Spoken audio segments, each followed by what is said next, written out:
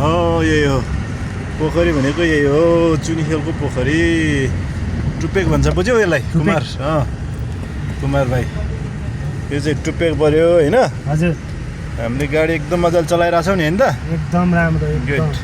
1 नम्बरदेखि 2 number 2 number 3 number पनि हाल्न सिकिरहेछौँ नि होइन हजुर अर्को कुरा गाडी कुदाउन पनि सिकाइरहेछौँ है एक्सिलेटर मजाले थिचिरहेछौँ नि एकदम ल एकदमै राम्रो भइरहेछ ट्रेनिङ पनि साथसाथै लिएर जानु पऱ्यो नि होइन हजुर ल यसरी गाडी आयो टर्निङमा बिस्तारै स्लो गर्ने